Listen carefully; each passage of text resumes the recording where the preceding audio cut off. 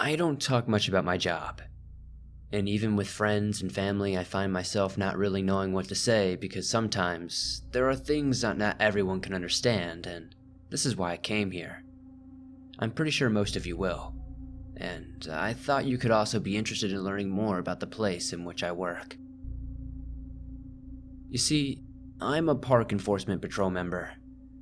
Basically, what I do is making sure, along with my colleagues, that the park is a safe and welcoming place to all visitors, and we also make sure that they follow our regulations. However, not all of our regulations appear on our website. This is for security reasons. So we must instruct visitors as soon as they arrive about our extra list of rules. Our park is a very nice place, actually, and there are amazing sights and landscapes to look at, but this doesn't mean there are no dangers. As much as any other place in the world, there will always be some. So, this is the reason why you must be careful if you ever decide to come and visit us. I am not comfortable with revealing either my real name or the exact location of the park, but I promise I'll do my best to give you as many details as possible about the strange events that happen here. You see, our park is a very regular place, in fact. Our staff members and the visitors are not the only ones roaming here. For that reason, we also provide group tours to increase the safety level, because sometimes the rules are not enough.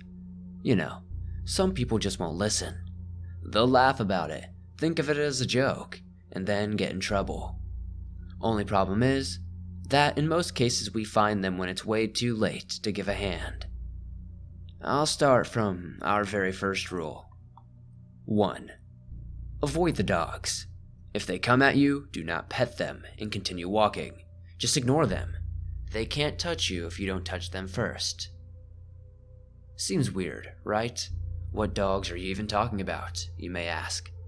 Now, you must know that we don't allow any pets into the park to keep it clean, and this should act as a warning already. This in fact means they are not real dogs. My first encounter with one of them was unpleasant. I was still a newbie, so I wasn't alone, luckily enough. Otherwise, I don't think I'd still be here to tell you my stories. Me and my colleague, we'll call him Tom, were patrolling through an area that wasn't much popular among the visitors, probably because there is always a nasty smell in the air, like of rotting eggs. When I asked Tom, that had much more experience than me about it, he said they tried many times searching for the source without finding anything really concrete. We were walking down a pretty narrow path when all of a sudden a dog came out of the bushes. It looked kinda old and the fur was dark as coal and covered with dirt. Then, it started approaching us, wagging the tail. I tried moving towards it because I thought it was lost, but I felt an arm blocking me, and when I noticed, I turned my face to the left.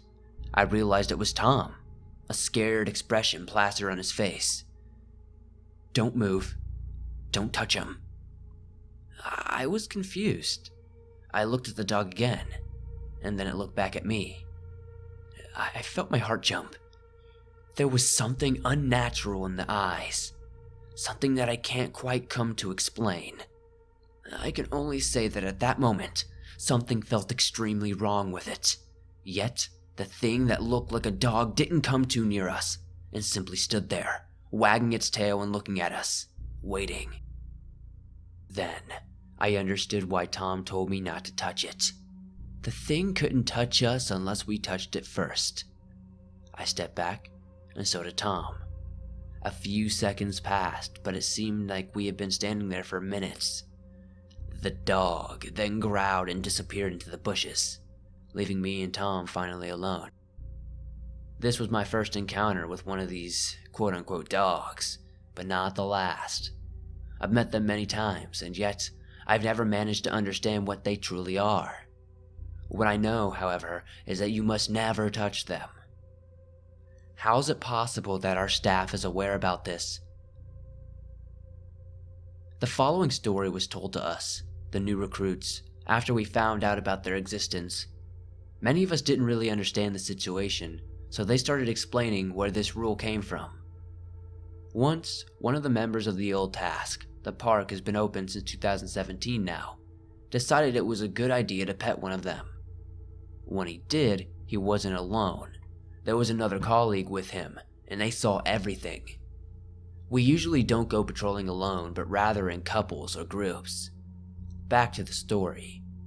That colleague saw the dog suddenly standing up on two legs and getting taller and skinnier. And then, it devoured the man that touched it. It swallowed him whole, leaving the other poor guy in a pure state of shock and terror. When they found him, he was still shaking and he was as pale as a ghost. That is the end of the story. When they finished telling us the incident, I saw the other recruits sharing a worried look on their faces, but how could I blame them after all? Still, the dogs are not even the worst part inhabiting the land. Sometimes, humans are way more dangerous than the monsters we picture, but we don't know whether this is human or not. That is our second rule. 2.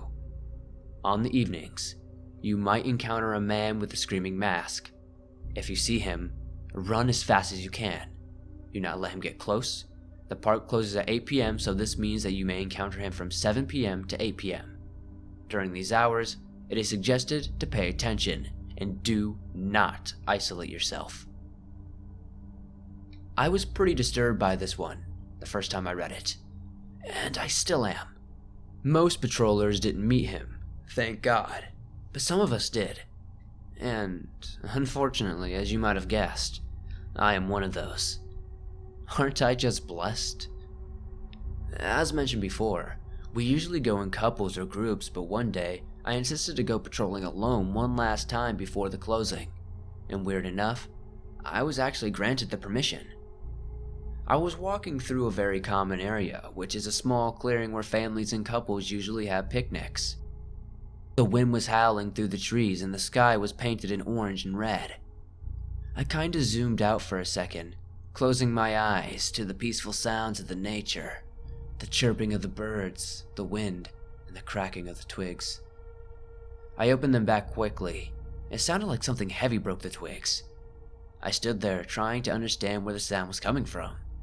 The sound of a footstep. Careful footsteps. Then someone came out of the tree line.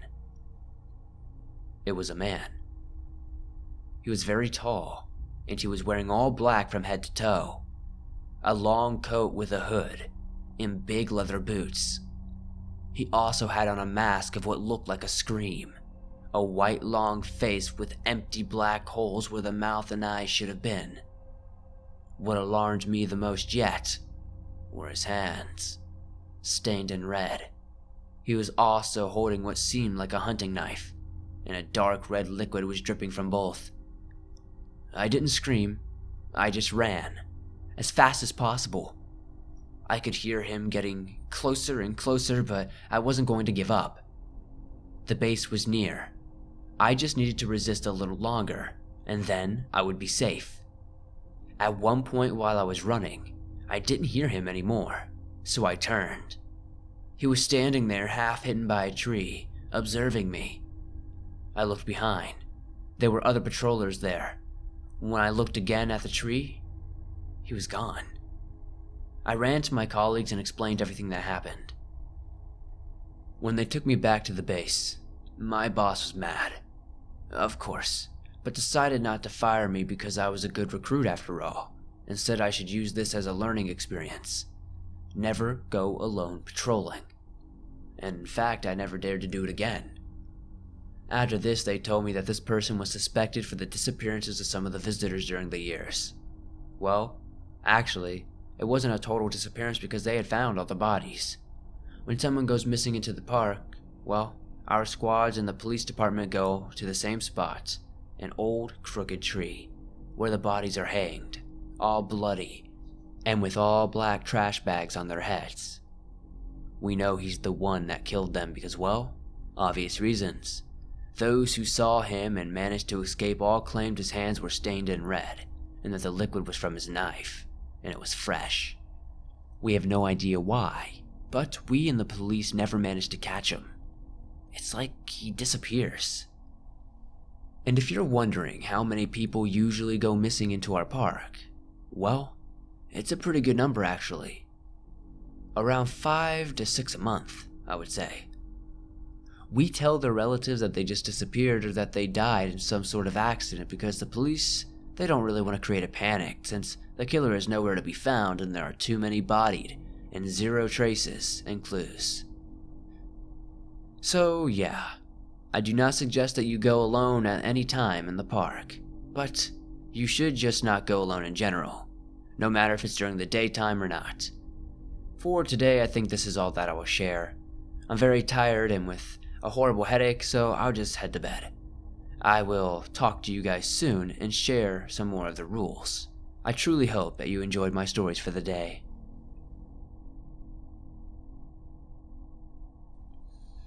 It's me, again, and today I'll share with you some more facts about the park. I'll try to update as much as possible, but I can't promise to post every day because my job here keeps me busy. I'll try my best not to disappear still. Also, I'm sorry for the small spelling mistakes in the title of the previous blog.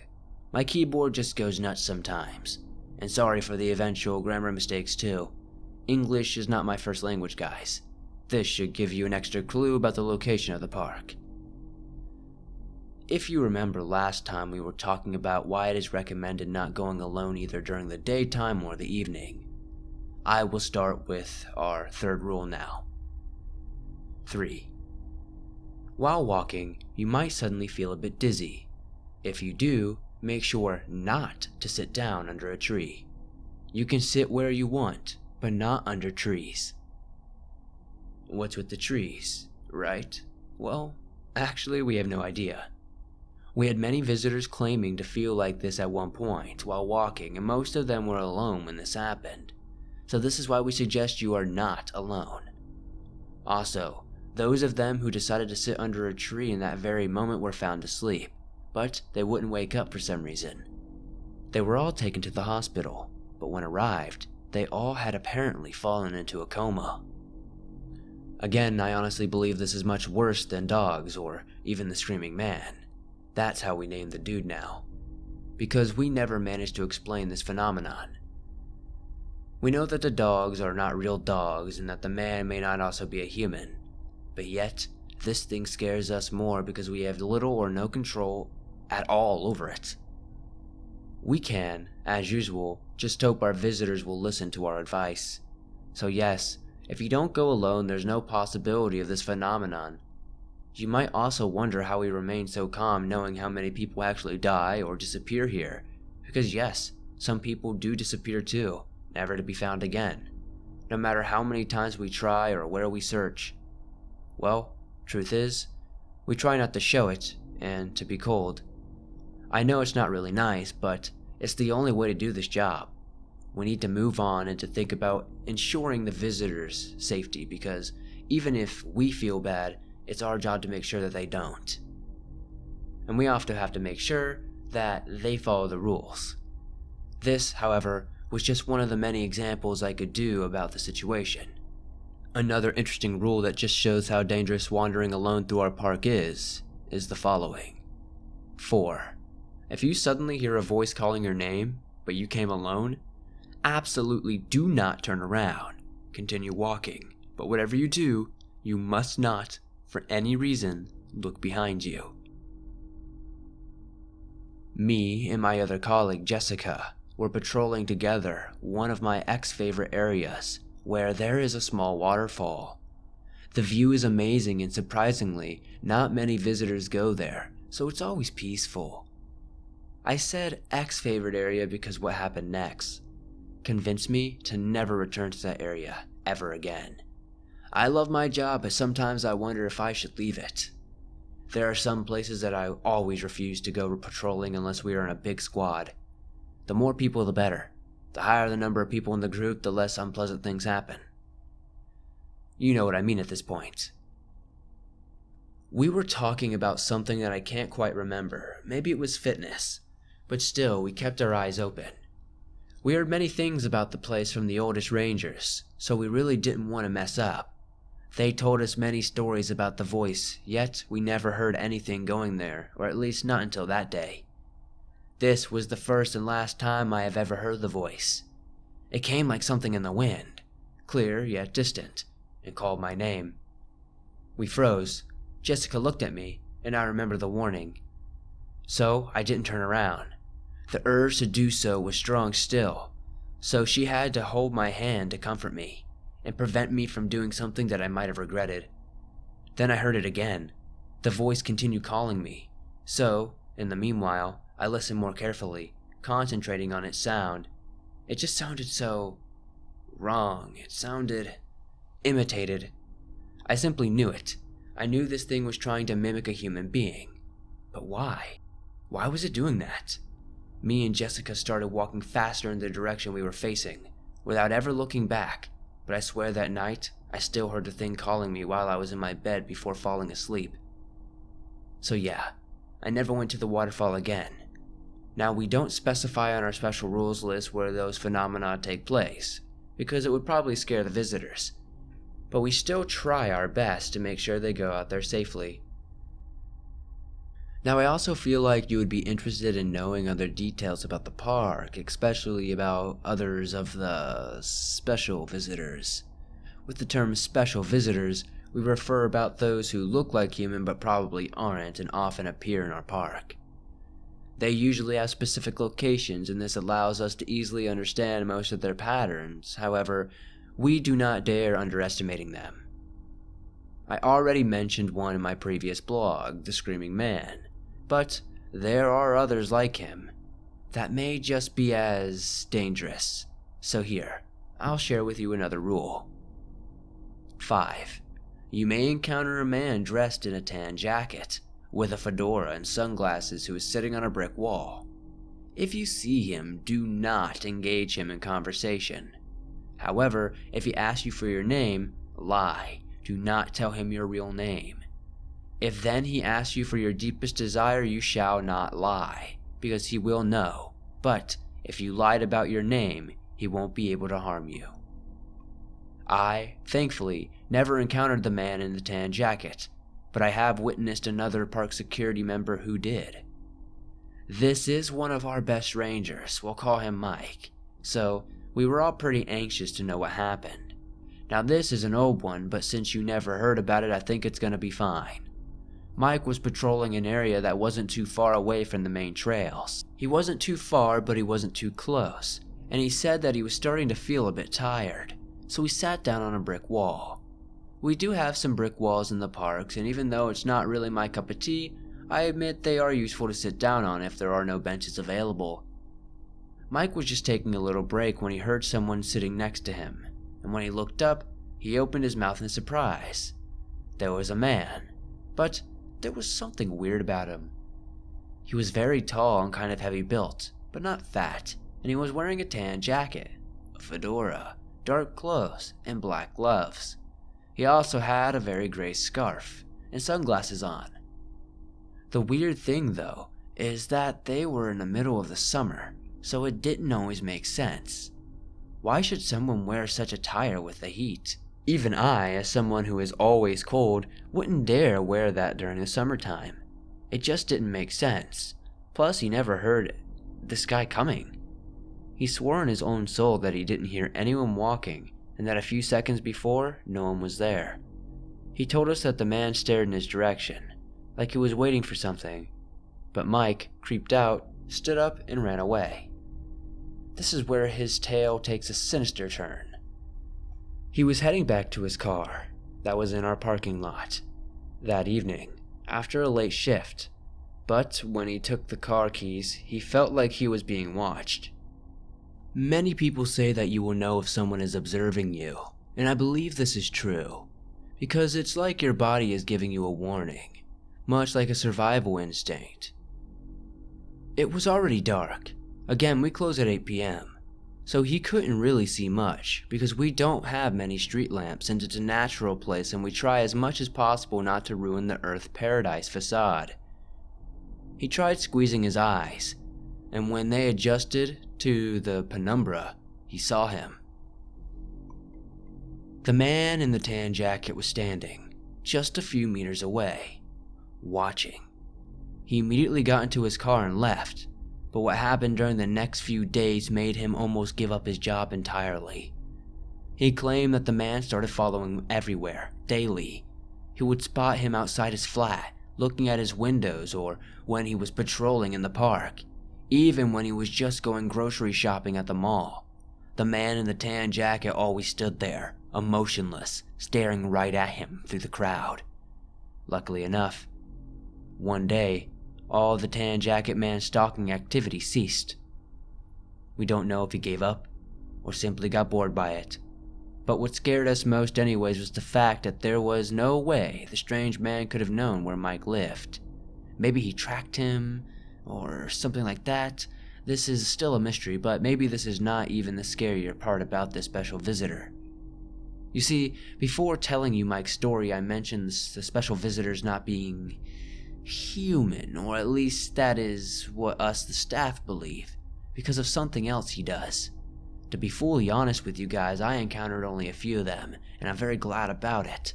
So most of my stories regarding them will be from my fellow friends that happened to visit the park, and obviously never returned here again, and obviously my colleagues.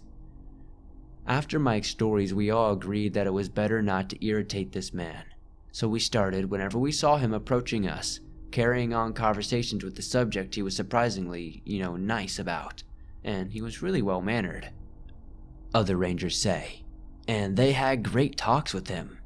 However, the time for them to go kind of came. The man would always ask for what they desired the most.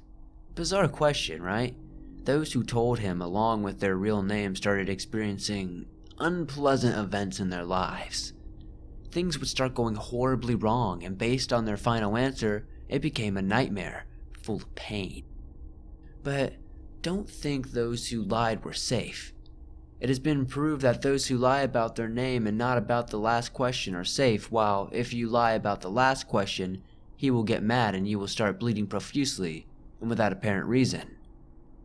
Problem is, a few people died here because of that, and those are the things you can't easily forget. You can't forget about people dying and facing horrible endings, getting hurt and disappearing. We force a smile on our face and keep patrolling because we need money for food and to pay bills, but the truth is, we all really want to give up deep down. This place is just wrong. Also, I believe the man in the tan jacket can't hurt you if you don't tell him your true name, because based on legends, knowing someone or something's true name gives you power over them. Do you think this is true? I would like to know of your thoughts about the whole situation. I'm very happy that you guys are appreciating the things I have to share. I can't really talk about them with my family, so knowing that someone out there is interested about what I have to say and actually believes me is a relief. At least, I'm not in this madness alone. By the way, some of you mentioned that the rotting egg smell in the area could be like some sort of demonic activity, but to be honest, I'm not really sure about it. I tried asking other rangers, but they have no idea. I also tried with my boss, and again I received the same answer. I'll see if I can go back there and find something, because not because I'm stupid, I guess, but I just need answers. I promise I'll be careful. In the next update, I'll tell you more about some of the other visitors too, and about a few more phenomena, if I get the chance. In the meantime, make sure you are safe, and that you don't go on adventures without knowing enough certain places.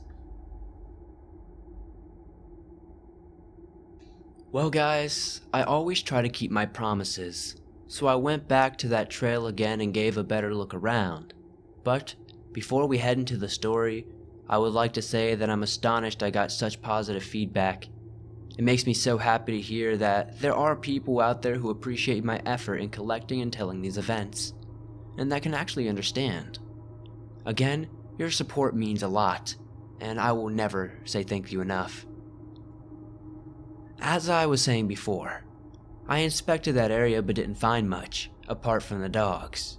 Though this time, they kinda stared at me. It's not that they don't stare at you usually, it's just that There was something in the way they were looking at me that screamed, "What are you doing?" But it looked more like a warning. I don't know how to explain it. I just felt that there was some sort of message, so I quickly went back to patrolling and minding my own business. Again, I tried asking other rangers, but no one really had any answers to give me. I also got a few messages regarding the dogs, and no, they don't stick to that area only. You could meet them wherever in the park. Just remember not to touch them for any reason, and if you have children, keep your eyes on them at all time, especially if you see the dogs approaching you, because come on, all kids are like going to pet animals. And for God's sake, if they need to go pee, follow them and wait outside the toilets. Now, this may seem a bit too excessive, but you have no idea how many people go missing here. I told you the number of victims of the Screaming Man, but this doesn't mean that there aren't other people who die here for other reasons or go missing. In fact, the number is always increasing, so we must always be on alert. I don't know why they haven't closed everything already, so that nobody can't get hurt. It seems like there's a reason behind them wanting to keep it open to the public. Something here, I'm telling you, feels wrong and the police department knows, but they won't do a thing. It's like they both have some kind of deal of silence. Something happens to people. Everyone keeps their mouths shut so that it's always a tragic accident. No questions from newspapers or others. No need to close the park or admitting that they don't know how to do their job properly. Angers me, however. I'm the only one of the many rangers that are even trying to find answers, and all I can do is keep trying to keep visitors safe because I'm just a normal person behind this blog, not some sort of heroine, and I do need to survive somehow. It's not easy to find a job in my country, so I must resist. So again, make sure your children are always with you. Do not leave them alone. We keep saying this to people, but a lot won't listen, so we often find ourselves searching for their children without finding anything most of the time. And when sometimes we do find them, it's already too late. They're dead. It breaks my heart to know how many poor children's faces meet terrible ends here, but I have to pretend that I don't care, you know? I know it sounds heartless, but trust me, I've seen things that will stick forever in my mind, so it's best that I just cope with it this way and avoid thinking too much about it.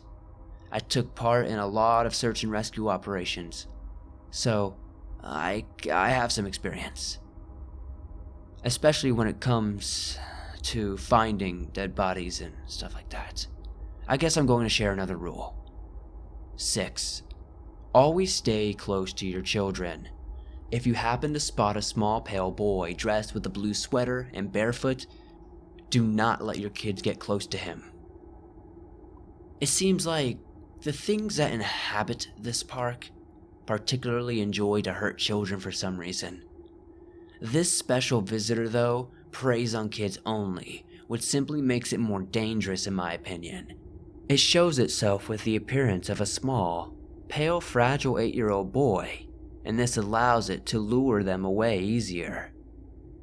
It has some recognizable features such as brown short hair, a blue sweater, and having no shoes. I've never seen him, to be honest, but once, a guy I was working with, a poor scaredy cat newbie, I'm pretty sure he'll be leaving soon since you need guts for this job, told me that he saw this boy standing there and looking at some children who were running around a pretty popular area, one of the most frequented by the families for taking pictures and such. My colleague thought he was a kid who got lost, so we approached him, but when he turned, he met blank and white, dusty eyes, so we ran away in terror.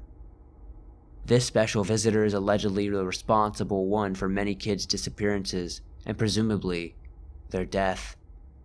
It has been going for a long time. Apparently, it's been seen going up to kids, taking their hand and leading them toward the woodland. I remember a case in particular, which still haunts me. Still have nightmares about it too.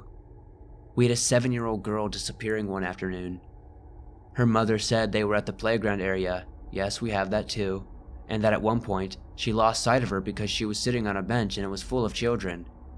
When she spotted her again, she was walking hand in hand with another kid, a shoeless boy, straight towards the woods.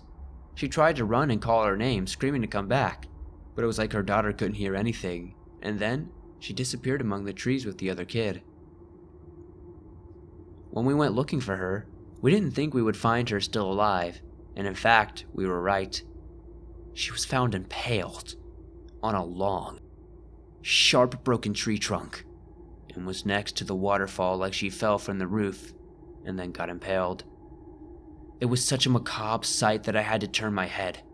The blood was everywhere and her expression was of pure pain and mixed with fear. Some of us vomited, but how could I blame them? I don't really blame her mother either, because I can only imagine how painful it must be to lose your kid. We just couldn't tell her the hideous truth, so we said there was no trace of her.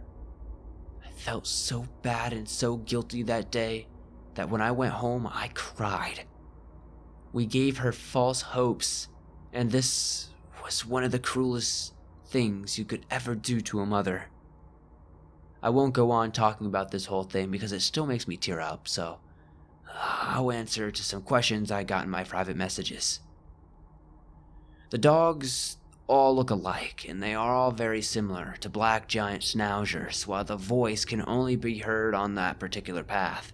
Sorry for the confusion. Again, we do not specify where phenomena happens to avoid scaring the visitors. Today, by the way, one of my colleagues told me to call him, and so I did. At first, I was surprised about it because it's not like we talk much at work, not even when we happen to work together. His name is David, and he is one of the oldest among our ranks, which equals to a lot of experience in our field. A few hours after I went home, I heard my phone ring and I picked it up. It was him, obviously, and I was anxious to find out what made him call. It's not like I'm bad at my job, but I'm not one in the highest position, you know? So I didn't quite understand where his interest came from. Then he asked me about the blog and my heart jumped. How did he find out? Was I going to be fired? I mean, I still love my job because I like keeping people safe and because I also feel attracted to the unknown, and I didn't want to go apply for anything else. I started blurting out questions, but he managed to calm me down. He told me I wasn't going to lose anything. Instead, David wanted to help me out. He said he could tell me more about the park because he has been participating in a lot of search and rescue operations, and also because, thanks to being a longtime ranger, he has seen so many weird things and some scary things on top of that. When I asked David how he found out about the blog, I was surprised, because he told me he was actually trying to see if someone else had similar experiences, but he said he was glad about me sharing those stories, because people need to know what truly happens in the world and what dangers are actually out there. We talked for a while about the most random stuff, you know, the usual. Then, when we started talking about our jobs again, his tone changed. Listen, I read that you were intrigued by the man with the tan jacket. I know that it may be the one among the special visitors that sparks the more interest. However, you should not think too much about it. You'll end up calling his attention. David said in a yet calm but shaky voice, if that makes sense. At that point, I asked him what he meant, and he just answered with something vague. I know it doesn't look too dangerous, but trust me, it is. The man in the tan jacket knows everything. Just avoid thinking too much about him. Then we ended up discussing about other topics, and after a few, we decided to end the call. He told me before hanging up to be careful, and I promised that I would. What could ever go wrong? I'm just another park ranger. But I swear on God, that while heading towards the window to close it, I caught with my eye some yellow glimpse. I'm sorry I won't be sharing other stuff today, so I truly hope this is enough for now. I'll be back soon. Do not worry. There are still many things you don't know about the park. I'm very tired today, but I still have a bit of strength that I will use to write down another update. I've had a lot of nightmares yesterday, which didn't make my sleep enjoyable, Plus today we had to deal with another missing child, and even though we were lucky enough to find him before it was too late, it has been tiring. We had to run all around to make sure not to lose him or lose track. We found him sitting on the grass in an isolated area crying, and when one of my colleagues asked him what happened, he simply answered, "The man with the long neck wanted me to jump off the cliff to play, but I didn't want to. I didn't want to play. He got very angry and yelled loudly." That truly disturbed me, because I knew exactly who he was talking about. Here, let me share our next rule. 7. If your kids start seeing a man with a long neck, you get out of the park immediately. Do not leave your child alone. This is another special visitor that seems to prey on children only, and weirdly enough, only those can see it. We believe it's one of the main responsibilities for children deaths here, and those we rescue from it claim it wanted to play. We don't know much about it, but we know from what those kids have told us that it is taller than an average human. It has an extremely long neck that is always smiling with its mouth. If this story makes any sense, honestly, it's really hard to follow. Now, it's already scary working here, but knowing there's a special visitor that you can't see is another story. You become paranoid, always looking around when you hear any little noise. But what could be even worse than a visitor you can't see, you may ask?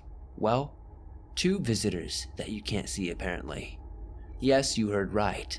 It is not the only invisible here. So, here comes rule number 8. 8. Do not stay in the park after closing time. If you do, or you remain stuck for some reason, hide immediately. Do not come out from your hiding spot until daylight, when you will be able to ask for help, and do not make any noise. Sounds bad, doesn't it? Well, you wouldn't be wrong actually. It is by far the worst scenario you can find yourself in. It happened once in the park. A very unlucky guy got lost because he took a wrong trail, and as a result didn't make it to the exit of the park at closing time. We don't know how he survived that night, but I think that if God exists for real, he may have helped him. After realizing he was stuck, he told us he tried searching for somewhere to pass the night, so he entered the toilets, the only place we never lock. And while hiding, he heard some unusual sounding footsteps coming from just outside. He went out, thinking it may have been someone of the staff, but he didn't see a soul. And yet, the sound was still near and hearable. But when he tried to ask if someone was there, he heard it coming closer and louder.